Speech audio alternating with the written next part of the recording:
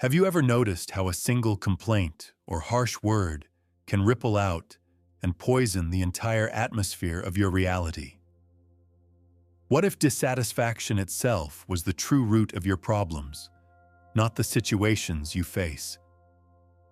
In reality transurfing, the real danger is not in the events or people around us, but in how we express criticism and negativity. Every time we react with judgment or resistance, we strengthen the very forces that keep us stuck. Instead of fixing problems, we unknowingly give them new life. Let us continue the theme we have previously explored regarding the coordination of intention, where we focused on painting seemingly negative events in a positive light. The truth is, it is within our power to transform nearly any unpleasant situation into a pleasant one. Now, we must apply this same powerful principle to our interactions with people and their actions. You may have noticed that reality transurfing does not aim to treat problems directly. Instead, it focuses on eliminating their root causes. Furthermore, it suggests that digging for the specific reasons behind a situation is often a lengthy and confusing process. The most effective strategy to smooth your path forward is to rid yourself of the very things that generate these causes in the first place. When you do this, current problems tend to resolve themselves, and new ones are prevented from arising. In other words, when using the principles of transurfing, your focus should not be on the past, or even solely on the present, but rather on your target future. The key is to keep moving forward, regardless of what lies behind, because your destination is determined entirely by where you direct your attention. In this context, the well-known saying, "live in the present moment," is not entirely accurate. For your present moment to align with the reality you envision in your dreams, you must actively guide it onto the desired life track by illuminating your target slide with the focused energy of your attention, coloring your world with joy. How can you paint your world in joyful tones? Fortunately, this does not require any special skills or extraordinary effort. The world naturally takes on brighter shades when you apply the principle of coordinating intention, both in your perception of situations and your reaction to the actions of others. We are conditioned, often from a young age, to criticize others for the smallest mistakes, with or without reason, and to scold them for larger ones. For most of us, this is an automatic, reflexive behavior. The moment something isn't to our liking, a red light flashes in our minds, and we launch into a verbal or written tirade. This tendency is especially rampant on the internet, where the anonymity and distance create a space where no one can hold you accountable for your words. Regardless of what people say about accepting criticism calmly, there is absolutely nothing beneficial about it. Not for the person being criticized, nor for the one delivering it. At its core, criticism is always an unattractive act. If you are currently in a state of emotional equilibrium, take a moment to objectively visualize someone who is scolding another person or complaining about something, expressing their disapproval and discontent. It is a genuinely unappealing sight, regardless of whether their reaction is justified. This begs the question, why do people so frequently assume such an unflattering role? The illusion of superiority and its consequences. The answer lies in a mental model instilled in us from early childhood. If an adult scolds us with confidence and anger, we are conditioned to believe they are right and we are at fault. This dynamic implies they are more mature, superior, and better than us, while we are small, flawed, and somehow beneath them. This feeling of being less than is uncomfortable and undesirable. Consequently, we develop a conditioned response. If you are the one doing the scolding rather than being scolded, you must be the one who is right, better, and superior to the person you are criticizing. When examined closely, this reaction is quite primitive. However, it creates a fleeting illusion of superiority and provides a temporary feeling of being elevated above others. It is crucial to recognize that this is nothing more than a self-deceptive illusion. It may feel empowering from the inside, but from an external perspective, it always appears unattractive and petty. Consider the internet, a significant part of our modern reality, and picture the typical critic who prowls online forums and social media seeking self-validation. They often resemble a stray dog marking its territory, barking at some, leaving their scent on others, and creating a mess wherever they go.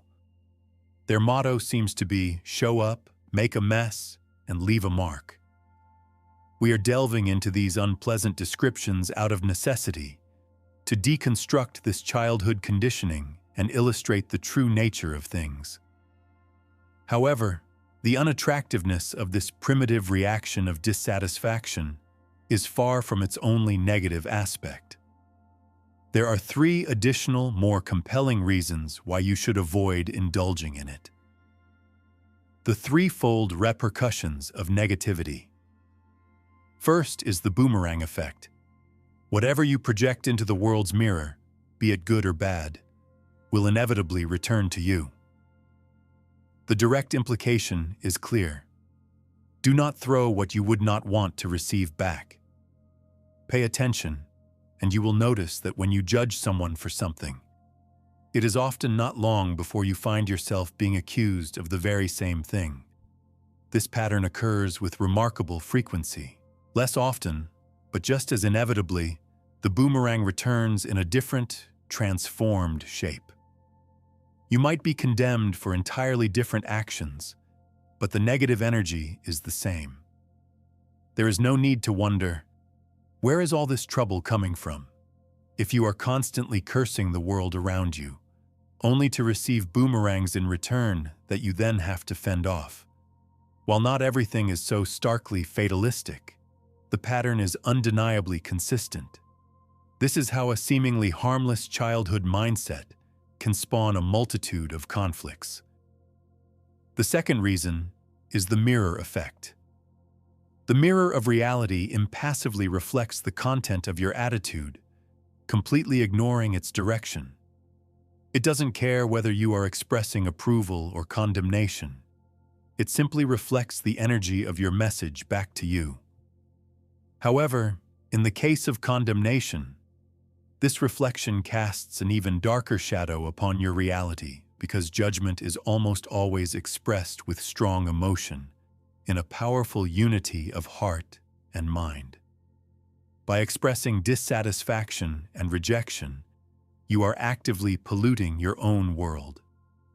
The film you load into the projector determines the movie that plays on the screen. Finally, the third reason is that you could be wrong. When you lash out at someone with criticism, you are almost certainly mistaken because you can never possess all the information about why that person is acting in a way that displeases you. You have no idea what you would do if you were in their exact position.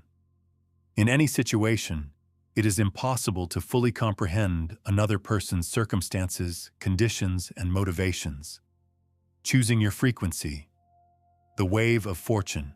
The overarching message is this. By expressing dissatisfaction with anything or scolding anyone, be it the government, public servants, athletes, the weather, colleagues, neighbors, or loved ones, not to mention children, you are broadcasting an unsightly image into the mirror of the world and receiving a corresponding reality in its reflection. Whether you choose to broadcast on the frequency of the wave of fortune or the station of I live in a miserable world is a matter of conscious or unconscious choice. Of course, this is not to say that you should never argue, stand up for yourself, or defend others when it is genuinely necessary. The crucial distinction is that your attitude and actions should be governed by conscious intention, not by a reflexive, unconscious program. We constantly encounter situations where a negative reaction is entirely optional. Why criticize something that doesn't directly affect you, or someone who has done you no personal harm? You cannot change what has already happened in the world, just as you cannot influence a movie you are watching on a screen. What you do have the power to do is change the film in the projector. Attacking the screen versus adjusting the projector represent two fundamentally different ways of life, and again, it is a matter of personal choice. In many cases, it is far better to simply walk past things that evoke negative emotions. Do not focus on them or take to heart what you do not wish to have in your layer of reality. The moment you allow someone or something to capture your attention with negativity, it immediately enters and becomes a part of your world. Mastering your attitude and navigating the flow. If you cannot simply walk away and find yourself caught in an emotional trap, do not try to forcibly suppress your feelings. It is a futile exercise. You must remember that the goal is not to control your emotions, but to manage your attitude. Your attitude can always be inverted if you consciously choose to do so. For example, instead of scolding someone, do the exact opposite. Praise them. Annoyed by police officers who pulled you over? How wonderful. They are so concerned with ensuring you avoid a traffic accident. Frustrated by noisy neighbors? Oh, what cheerful and creative people they are. Hurt by colleagues at work?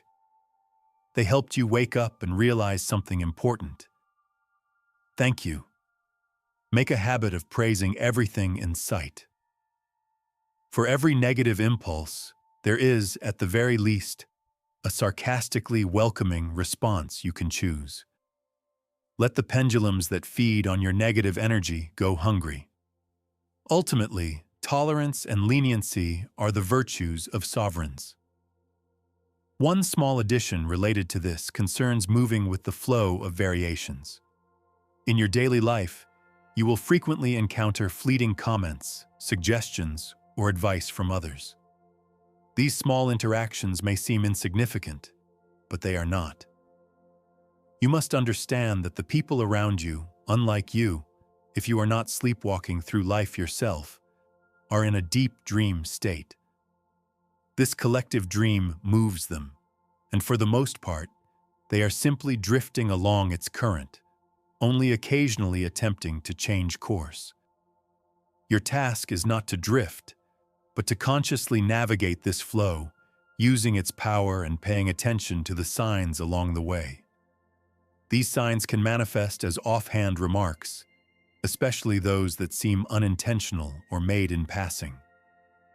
In such moments, it is highly beneficial to overcome your initial impulse to be stubborn, to argue, or to dismiss them. You don't have to follow every piece of advice, but it is wise to take note. Unconscious words from others can be valuable because they may be guiding signs, wise prompts from the flow of variations, which always moves along the path of least resistance. Stay alert as the collective unconscious dream unfolds around you, and perceive it as a fascinating adventure. Awakening to a new reality. Finally, for all of this to work, you must train yourself to activate your awareness at the right moment.